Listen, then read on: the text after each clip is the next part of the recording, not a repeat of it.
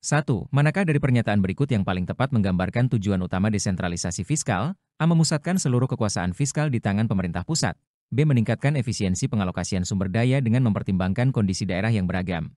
C. Mengurangi peran pemerintah daerah dalam pembangunan. D. Mempersempit kesenjangan antara daerah kaya dan miskin. E. Meningkatkan pendapatan negara melalui pajak daerah.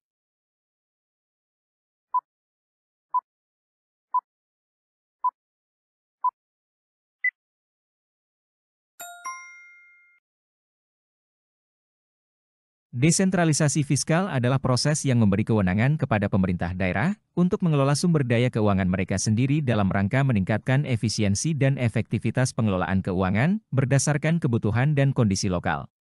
Dengan desentralisasi fiskal, pemerintah daerah memiliki fleksibilitas dalam mengalokasikan sumber daya sesuai dengan prioritas dan kebutuhan masyarakat setempat, sehingga lebih tepat sasaran. 2. Salah satu tantangan utama dalam implementasi desentralisasi fiskal adalah ketidakseimbangan fiskal antara pemerintah pusat dan daerah. Manakah strategi berikut yang paling efektif untuk mengatasi masalah tersebut? A. Mengurangi alokasi dana transfer ke daerah. B. Meningkatkan tarif pajak pusat secara signifikan. C. Menerapkan sistem bagi hasil yang lebih adil dan transparan. D. Membatasi kewenangan fiskal pemerintah daerah. E. Mengandalkan utang sebagai sumber pembiayaan pembangunan daerah.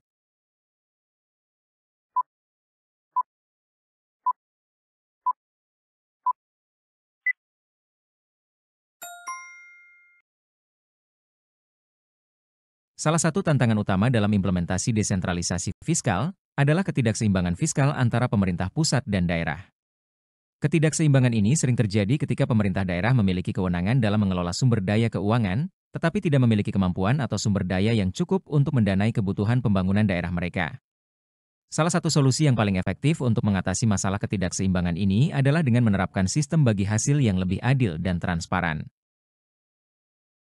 3. Sebuah daerah otonom baru mengalami kesulitan dalam memenuhi kebutuhan pelayanan publik akibat terbatasnya sumber daya fiskal. Langkah apa yang paling tepat untuk mengatasi masalah ini? A. Meningkatkan tarif pajak daerah secara drastis. B. Mengurangi belanja pegawai. C. Meminta bantuan keuangan darurat kepada pemerintah pusat. D. Menunda pelaksanaan pembangunan infrastruktur. E. Mengembangkan potensi sumber daya lokal dan meningkatkan efisiensi pengelolaan keuangan daerah.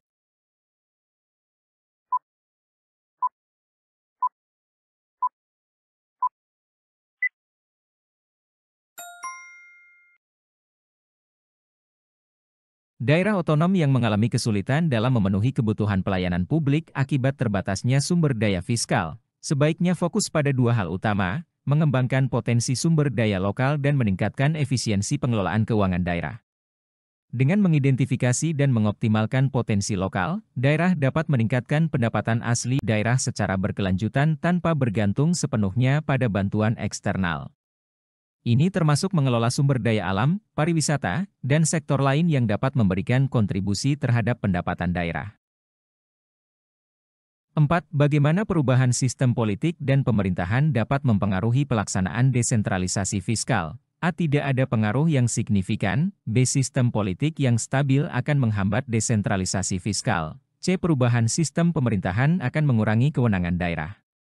D. Sistem politik yang demokratis dan transparan akan mendukung pelaksanaan desentralisasi fiskal. E. Perubahan sistem politik tidak relevan dengan desentralisasi fiskal.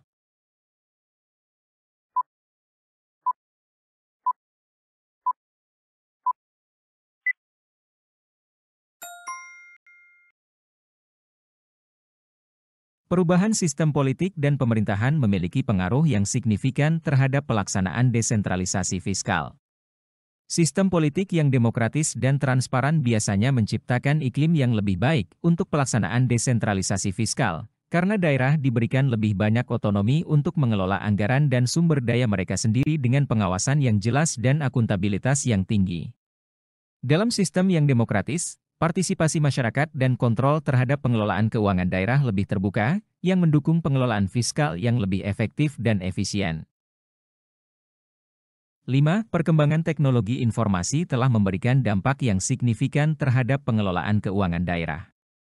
Manakah dari pernyataan berikut yang paling sesuai dengan dampak tersebut? A. Teknologi informasi memperumit proses pengelolaan keuangan daerah. B. Teknologi informasi tidak memberikan manfaat bagi pengelolaan keuangan daerah. C. Teknologi informasi dapat meningkatkan transparansi dan akuntabilitas dalam pengelolaan keuangan daerah. D. Teknologi informasi hanya bermanfaat bagi daerah-daerah perkotaan. E. Teknologi informasi.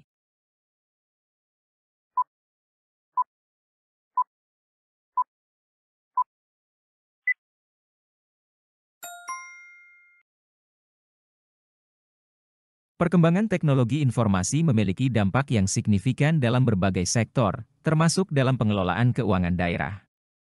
Dengan penggunaan teknologi informasi yang tepat, pemerintah daerah dapat meningkatkan transparansi dan akuntabilitas dalam pengelolaan anggaran dan keuangan, yang penting untuk memastikan bahwa dana publik digunakan dengan efisien dan sesuai dengan tujuan yang ditetapkan.